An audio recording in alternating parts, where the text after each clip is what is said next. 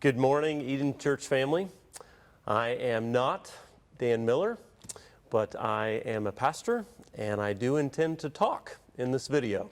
So I suppose I qualify to share with you some thoughts this morning, specifically in regard to strengthening and growing our home and family worship, and then specifically connecting that to the worship guide that we've been making available to you for the past several weeks here.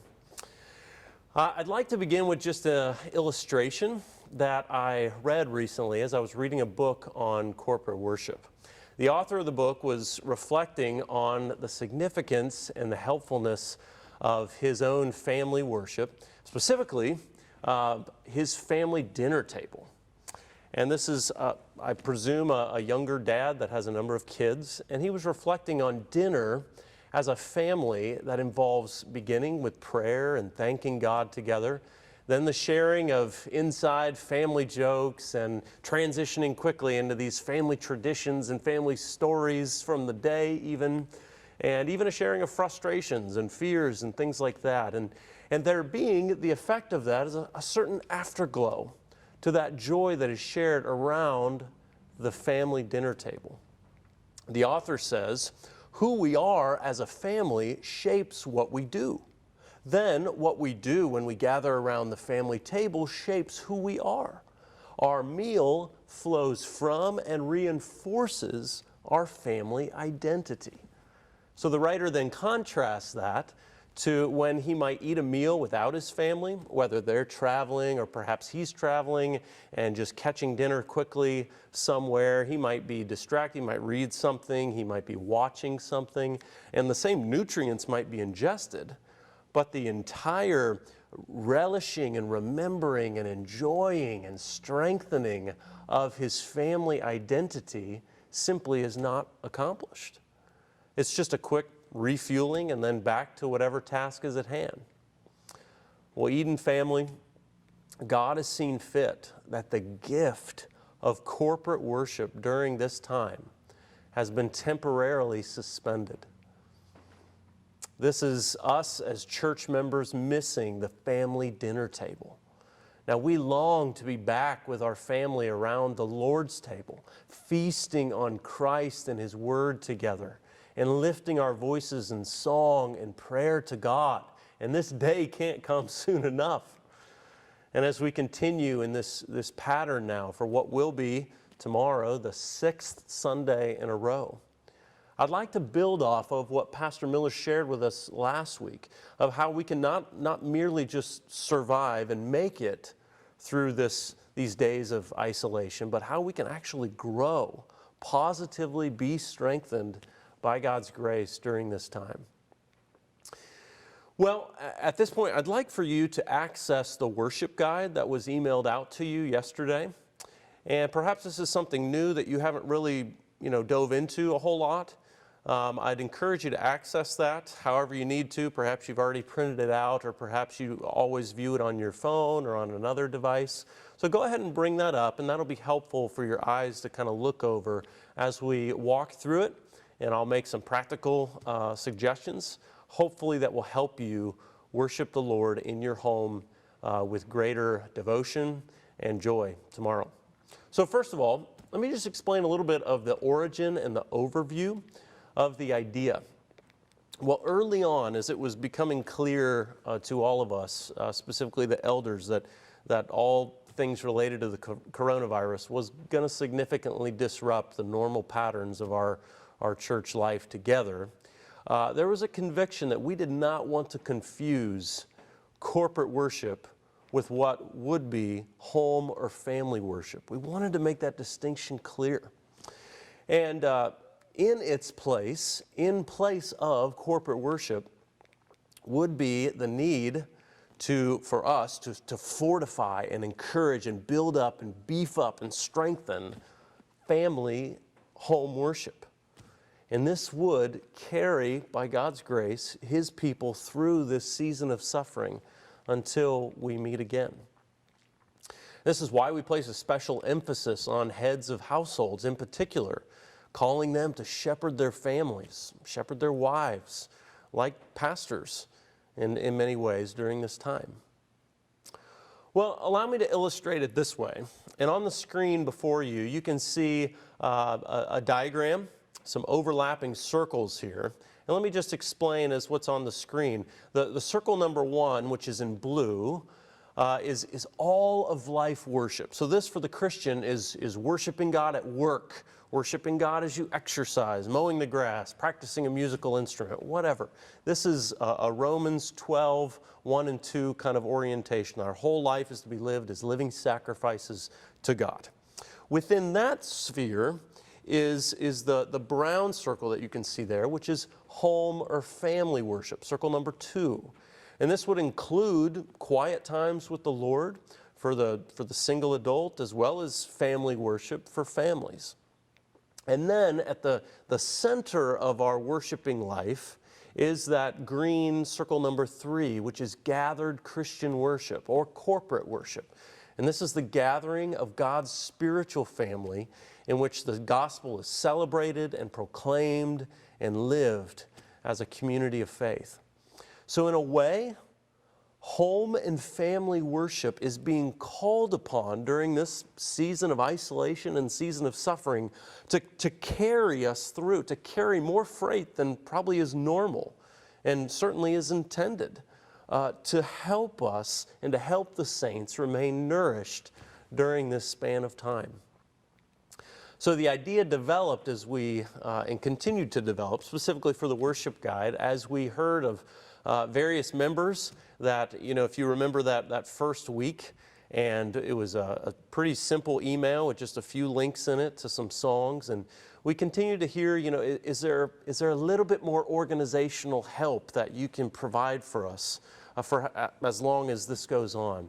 And so to that end, we sought to try to organize and to fortify a little bit more substance to carry us through.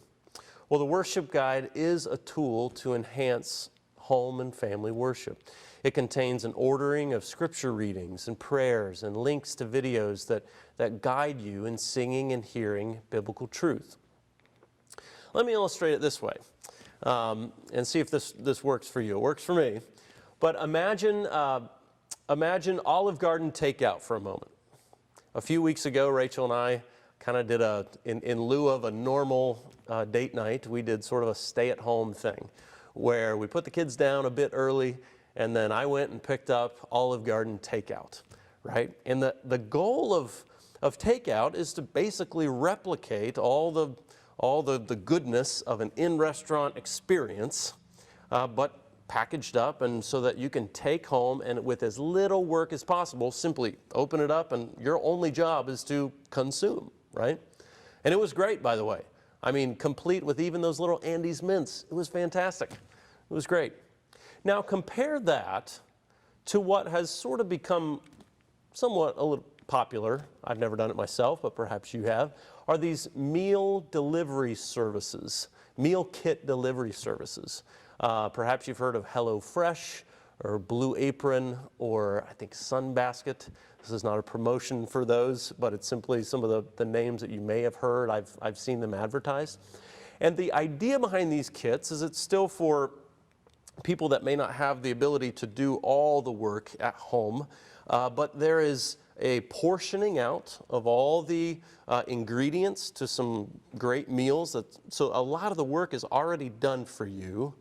But if you have the same mentality to take out, you're going to sit there and look at a bunch of raw ingredients and you're not going to be able to eat, right? So it still calls you to get in the kitchen and do the work and to make the meal in order to enjoy what's there.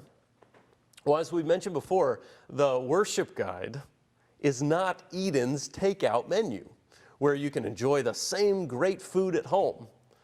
No, it's more like a meal kit where we're aiming to bring some organization and doing quite a bit of work for you to help you in your home and family worship to carry you through this time without making passive consumers who just sort of chill on the couch and watch the show happen.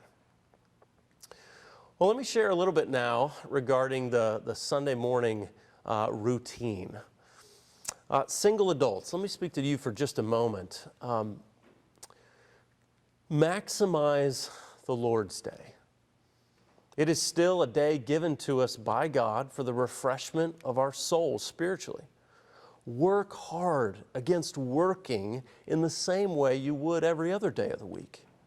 There may not be others around, sadly, to share this time with, but know that God has never been more near than He is during these days.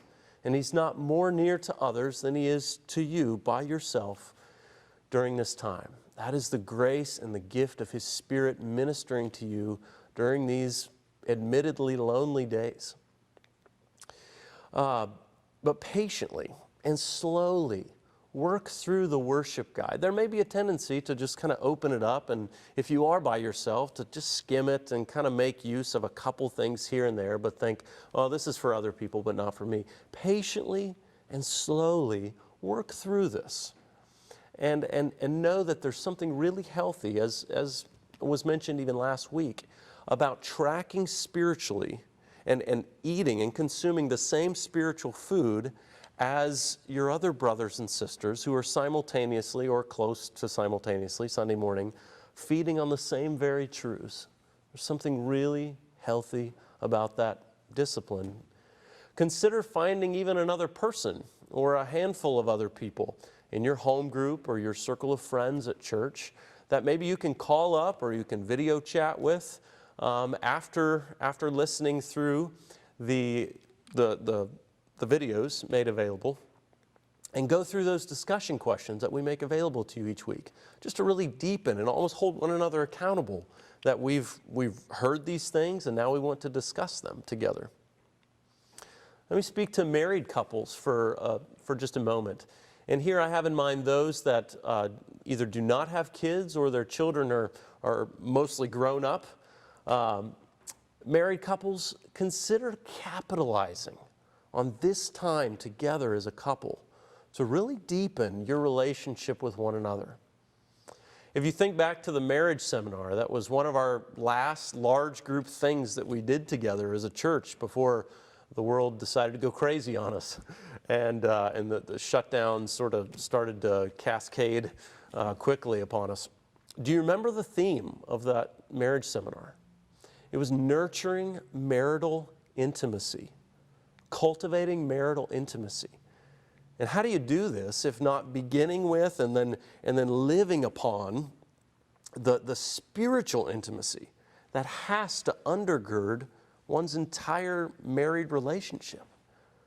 So ask yourselves, could it be that God has you in this situation now to strengthen your marriage as you worship together, sing together, read Scripture together, and pray together in what otherwise, without a coronavirus world, you would have sort of maybe just continued on in the patterns of rarely, if ever, bringing up spiritual things within your home?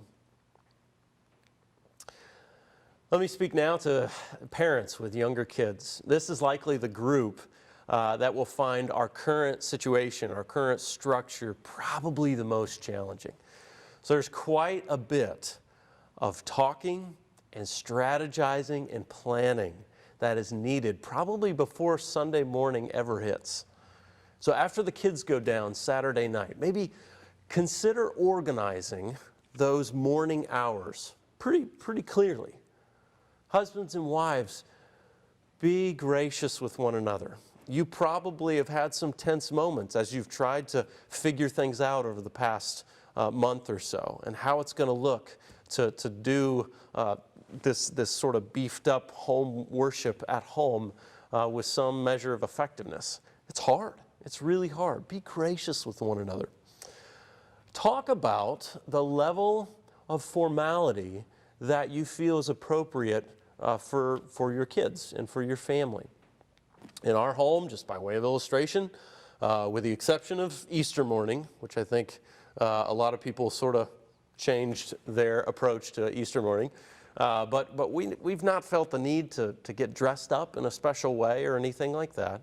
But we have sought to make the couch actually somewhat of a sacred spot on Sunday mornings. Rachel has the kids pack their backpacks for the duration of Pastor Miller's Bible meditation, and they can't leave the couch, and they have to sit still and either listen or draw or color for the duration of that. And we know we're not replicating a Sunday morning here, but in a sense there's a piece of the discipline and the self-control that may come from sitting in a row in the auditorium that is really being lost during this time entirely. I mean, even the formality of going and sitting in a classroom for your kids is gone, as everyone's homeschooled during this time. Now, I didn't find the strategy in the Bible. It's just a simple little idea. But it's simply a way to bring a little bit of order that may parallel sitting in a worship service so that discipline is not being entirely lost during this time. Now, bear in mind, Mom and Dad, how you customize the worship guide will look very different if you have 2 kids 4 and under, or if you have 3 kids 7 and under, or if you have 1 kid 10 months old, or 5 kids 12 and under. This is why talking and strategizing and planning is so needed during this time. Your strategy has got to fit your family. But I would encourage retaining some additional component of formality so that exercise and self-control is still happening to some degree. For us, we've decided that the pastor's talk would involve just Rachel and I sitting and watching it while the kids play by themselves. But the time on the couch, as I just described, would kind of be our more organized time of worship. What about music? Well, Mom and Dad, depending on the age of your kids, you may want to only use 1 or 2 of the songs from the worship guide. You may even want to put together some motions the night before to go along with them. Make them goofy. Your kids will love it.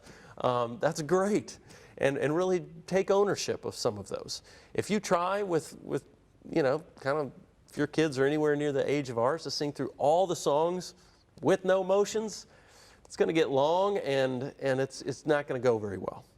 You may even want to sing through some children's songs that are equally biblical and true, but are more age appropriate. Keep it short and keep it doable.